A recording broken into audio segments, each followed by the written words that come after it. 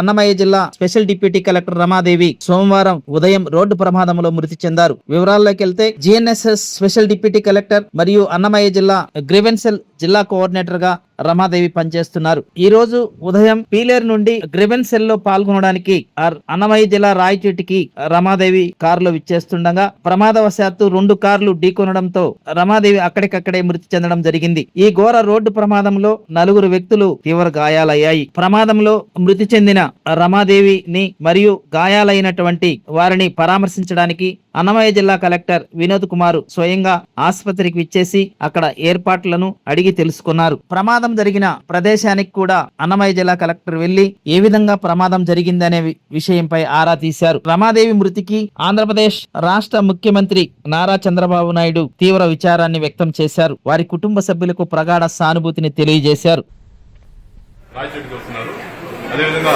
రాయచోటి నుంచి చెన్నై ఎయిర్పోర్ట్ కి ఇద్దరు ప్యాసింజర్ తీసుకుని విటిఎస్ కార్ వెళ్తుంది. ఇది అనుకోకుండా 2 కార్లు కూడా హెడ్ అండ్ కొలైడ్ అయింది.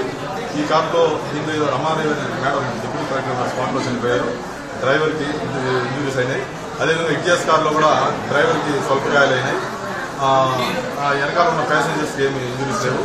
సో దీంట్లో ముఖ్యంగా మనం ప్రజలు గమనించాల్సి వస్తుంది ఏమంటే సీట్ బెల్ట్ కంపల్సరీ వేయాలి. ఇప్పుడు విటిఎస్ కార్లో ప్రయాణించిన వ్యక్తులు సీట్ బెల్ట్ వేయడం వల్ల వాళ్ళకి మేజర్ ఇంజురీస్ లేకుండా అన్ని చిన్నగాయాలైనాయి. బెలూన్ కూడా ఓపెన్ అయింది, ఎయిర్ బ్యాగ్స్ ఓపెన్ అయింది. కాబట్టి అందరూ కూడా ప్రయాణించేటప్పుడు కంపల్సరీ అందరూ కూడా సీట్ బెల్ట్ వేసుకుని ప్రయాణిస్తే మనకు జరిగే లాస్ని 90% వరకు తగ్గించవచ్చని ఈ సందర్భంగా పత్రికా లేఖల ద్వారా మీకు తెలియజేస్తున్నాను.